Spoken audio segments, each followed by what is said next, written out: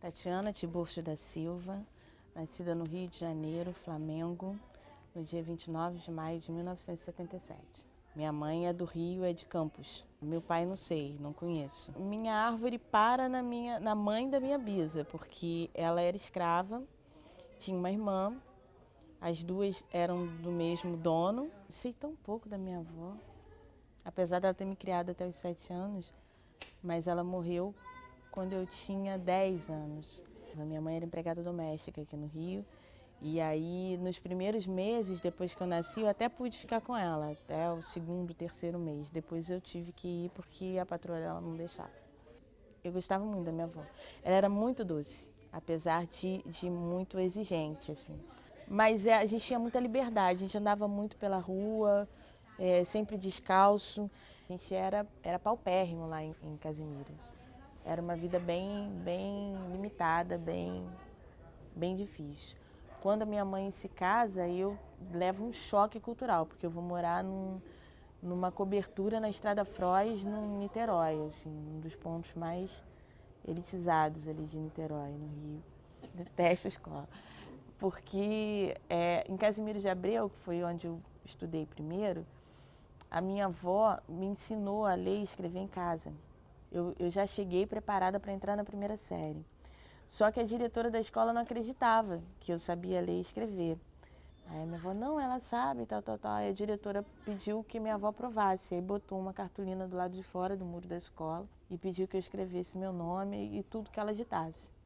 E eu fui devagarzinho escrevendo, com todo mundo passando pela rua para ver essa situação.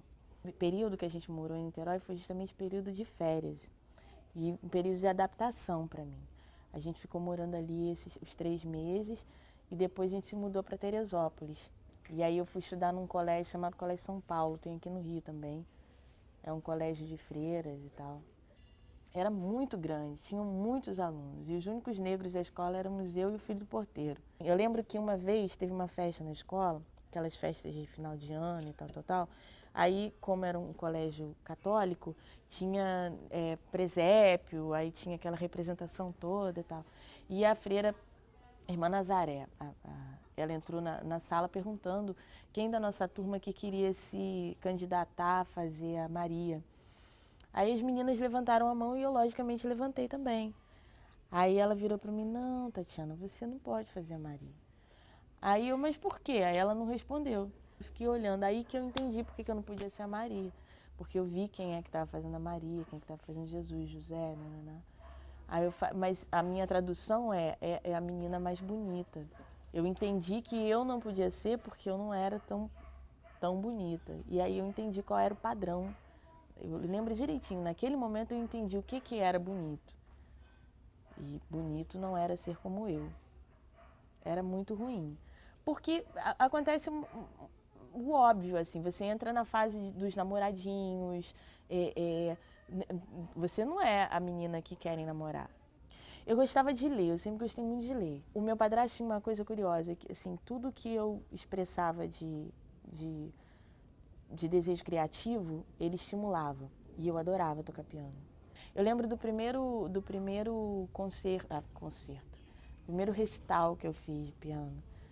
Eu fui a única na turma que pude tocar com a professora, isso era a maior honra e tal. E com 11 anos o meu padrasto morreu. Aí a vida virou de cabeça para baixo de novo. E aí foi um período confuso, porque um dia você está dormindo numa casa com 4 quartos, você tem um banheiro só para você estuda no melhor colégio da cidade, papapá, e no dia seguinte nada mais é daquele jeito. Assim. Você está morando num apartamento, quarto, sala, cozinha, banheiro, né, dividindo a cama com a sua mãe. E a vida nunca era uma coisa tranquila, linear, progressiva. Né? Era sempre um cavalo de batalha. Não via a minha mãe afetiva, eu não tinha essa relação de afetividade. Talvez por a gente não ter convivido muito no período em que a personalidade está se formando, que a identidade, que você está se entendendo, se virando gente, né? Não era uma relação de proximidade, de amizade. Era uma relação de obediência. Ela exigia que eu fizesse vestibular, que eu entrasse na faculdade. Isso, estudo sempre foi a obrigação máxima na minha casa. Assim. Eu descobri num anúncio de jornal, na verdade, a Escola de Teatro Martins Pena no Rio, no centro do Rio. E aí eu falei pra minha mãe que queria fazer. Aí ela falou de jeito nenhum, porque a gente morava em Niterói, como é que eu ia fazer? Ia pro Rio, assim. Minha mãe não deixava andar sozinha. E aí, mas eu fui fazer o bancão e não passei. Eu voltei arrasada, ainda levei uma coça e minha mãe descobriu e me proibiu de fazer Martins Pena. Mas deixa estar que a minha mãe é uma macaca velha, uma candace da vida, ela já tinha sacado há muito tempo que eu estava fazendo alguma coisa, já tinha pescado. E ao invés dela me reprimir logo de cara, ela viu que era sério, porque eu dei 3 olés nela, né? Então eu realmente queria aquela parada. Aí ela começou a procurar um curso que fosse mais perto de casa, que fosse legal, para poder não ter dor de cabeça. E aí fiquei na Françoise, na Faculdade Carioca, durante 6 meses, mais ou menos. E aí o curso já não dava mais, a gente já queria mais, a gente já tinha... Acho que já tinha chegado no limite de tudo que a gente podia usufruir dali.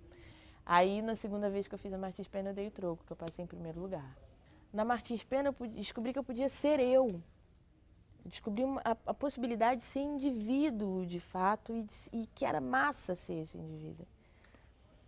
Isso foi muito bom. Aí eu conheci uma galera que fazia cinema na UF também, então a cabeça foi abrindo, abrindo, abrindo. Aí fui morar com uma amiga da minha mãe. O primeiro lugar que a gente morou foi na Gávea. Que aconteceu outra coisa curiosa, que me lembrava de quem eu era. E aí eu fui tentar um emprego ali no Shopping da Gávea. Então, currículo Colégio São Paulo, Teresópolis, Colégio Grafite, não sei o que, sei lá. Endereço, Major Ávila, Gávea. E não tinha parada de foto, né? Então deixei o currículo lá numa locadora. Aí me ligaram na sexta-feira dizendo que eu tinha sido aprovada e que eles queriam que eu começasse como atendente na segunda pela manhã. Disse, oi, bom dia, eu sou a Tatiana. Aí ela, que Tatiana? Eu falei, Tatiana Tiburcio, vocês me ligaram, era pra vir trabalhar. Você é a Tatiana? Aí ligou pro dono da loja. Aí ele passou por mim, olhou pra minha cara, foi lá pra dentro com ela. Aí ele veio e perguntou, foi com você que eu falei na sexta-feira? Aí eu falei, foi, deve ter sido, porque foi um homem que me ligou dizendo que eu tinha sido aprovada. Aí só um minuto, aí entrou de novo com a mulher e daqui a 10 minutos ela voltou dizendo que foi um engano. Foi um problema, engano, a vaga já foi preenchida. Aí, voltei pra casa, arrasada. E aí essa amiga da minha mãe sentou comigo e conversou e me ajudou a entender o que estava acontecendo. Isso foi uma merda. E entrou na escola o Cridemar, que hoje faz o Moacir, meu irmão, no subúrbio. Eu faço parte de uma companhia de teatro negro chamada Companhia dos Comuns e a gente... Parece que o Cobrinha está precisando, o Cobrinha era o diretor da companhia, ele vai montar um outro espetáculo agora, acho que ele está precisando de atriz, dá uma ligada para ele. Fiz o teste para a companhia, passei.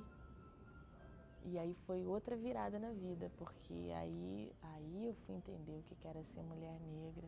E tudo aquilo que eu sentia começou a ter lógica, ter contexto, ter razão.